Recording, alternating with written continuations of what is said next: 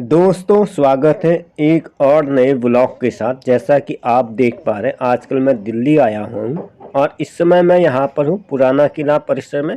यहाँ पर आने के लिए मैंने ऑफलाइन टिकट ही लिया था, क्योंकि ऑनलाइन में हम इससे पहले चिड़ियाघर गए थे, मुझे पता नहीं था वहाँ कितना टाइम लग जाएगा। सस्ता टिकट होता 50-40 रुपये का था, मुझे याद भी नहीं, पर पर्सन।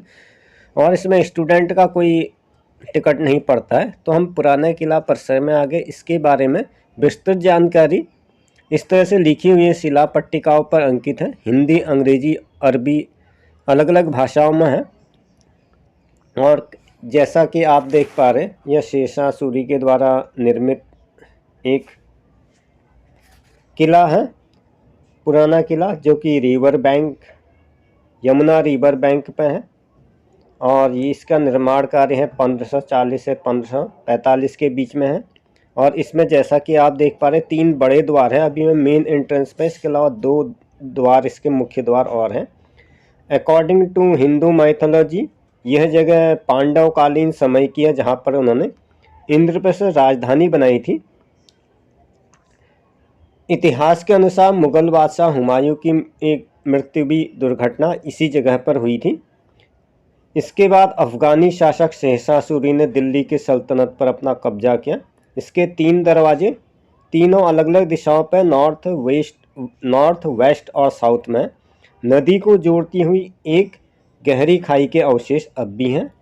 और इसकी कुल बाउंड्री वाल की बात करें, यहाँ आता है 2.5 किलोमीटर लंबी। अगर आप चलोगे तो चलते चलते थकान लग जाती, काफ़ी लंबा है। उत्तर की तरफ एक दरवाज़ा है जिसको तकाजी दरवाज़ा कहते हैं। महाभारत के अनुसार कुरु देश की राजधानी गंगा किनारे हस्तिनापुर में थी, जो कि वर्तमान में अब कुरुक्षेत्र हरियाणा की तरफ को पड़ जाता है। इसी समय में महाभारत पर्वों में उल्लेख आता है कि इनके अपने चचेरे या ताऊ के भाइयों से रिलेशनशिप ठीक नहीं थे, तो इनके कौरवों के पिता धृतराष्ट्र ने पांडवों को खामप्रस्थ क्षेत्र दिया था, जो कि ऊसर और एक मरुस्थल नुमा क्षेत्र था। इन्होंने वहाँ पर भगवान कृष्ण के साथ मिलकर इसको अपनी मेहनत से हरे भरे क्षेत्र में परिवर्तित किया। और यही स्थान आज भी इंद्रप्रस्थ के नाम से जाना जाता है। खामप्रस्थ था और बाद में इसको, क्योंकि अर्जुन इंद्र का पुत्र था, इंद्र के नाम से इस स्थान का नाम इंद्रप्रस्थ रखा गया। वर्तमान समय में ये क्षेत्र जो है राजधानी दिल्ली का ही हिस्सा है। 1920 में ब्रिटिश एल्बर्ट ल्यूटियर ने न्यू दिल्ली को डिजाइन किया, तो उन्हें राजपथ को पुराने किले से जोड़ते हुए भारत विभाजन का समय इसका इस्तेमाल ट्रांजिट कैंप के रूप में हुआ था, जिसमें शरणार्थी रुके थे। इसके पहुंचने की अगर बात करें तो अगर आप किसी भी देश के हिस्से से आते हैं तो दिल्ली के ही हैं, तो सब जगह से ट्रेन मिल जाती है। इसके अलावा मेट्रो एक सस्ता और सुगम साधन है। नज़दीक का metro station supreme court metro station है, जहाँ से आपको रेगुलर ई रिक्शा वगैरह मिल जाता है। उनका ज़्यादा किराया होता भी नहीं, 20 रुपये पर पर्सन लिया था हमसे।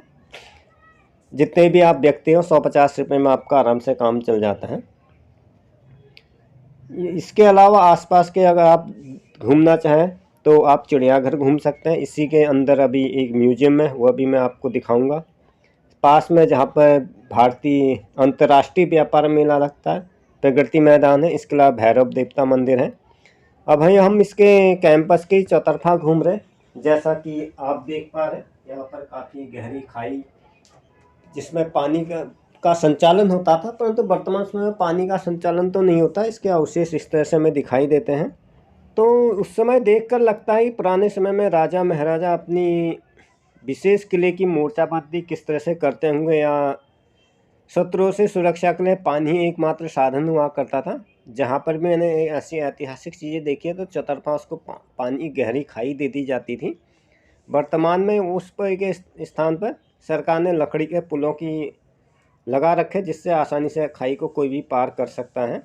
ये हम अभी इसके राउंड अबाउट में ही जा रहे हैं किले के। वास्तव में ये किलेबंदी और मोर्चाबंदी काफ़ी उन्नत तरीका उस समय रहा होगा। इतने बड़े निर्माण कार्य को बना देना, वो भी without any cement and concrete, मिट्टी और पत्थरों का उस समय इस्तेमाल किया था, नहीं बड़ी मशीनें थी।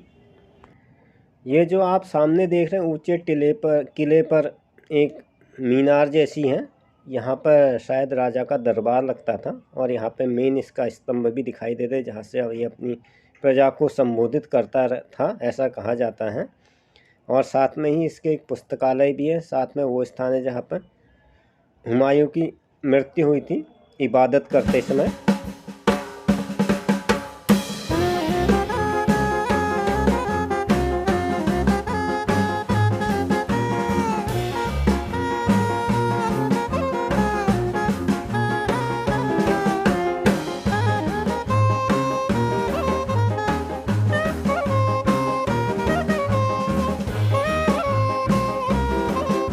हम लोग अभी ये किले के परिसर में घूम रहे हैं।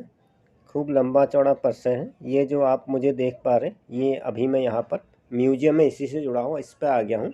इस म्यूजियम में मुझे अलग अलग मानचित्र देखने को मिले। कुछ इस्लामिक काल के थे, कुछ ब्रिटिशर्स टाइम के थे। इसके अलावा कुछ प्रतिमाएँ और उस समय का जो भी रहा ऐतिहासिक स्वरूप रहा या जो भी साक्ष्य प्रमाण भारतीय पुरातत्व विभाग को मिले हैं, उनको भी काफ़ी सजो कर रखा गया है कांच के अलमीरा के अंदर। और इसके अलावा लाइट एंड साउंड प्रोग्राम भी होता है। अभी हम म्यूजियम पे हैं। वैसे इसका प्रवेश शुल्क 5 रुपया पर पर्सन है। नहीं, हमसे लिया नहीं गया था, बंद होने का टाइम था तो हम ऐसे ही चले गए थे। फिर भी घूमने लायक जगह है, 5 रुपया कोई ज़्यादा वैल्यू रखता भी नहीं है। म्यूजियम के अंदर अलग अलग तरीके से कुछ तो डिजिटली दिखाते हैं और कुछ इस तरह से जो भी सल्तनत का हिस्सा रहता है, मुग़ल कालीन, महाभारत कालीन, सबको जोड़ जोड़ कर एक सीरीज जैसी बनाई गई है। ये पत्थर के कुछ औजार जो शायद आदि मानव इस्तेमाल करता है, बिगिन पर्सन जिसको बिगिन पर्सन के में भी शायद औजार हो सकते हैं। अलग अलग नाप के पत्थर हैं और ये वो सारी चीज़ें हैं जो कि इस्तेमाल की जाती रही होंगी उस समय में। ये काफ़ी ज़्यादा संरक्षित की गई हैं और इस तरह से ये म्यूजियम के अंदर शायद पाली लिखावट है, कौन सी लिखावट है ये भाषा मेरी समझ में आई नहीं।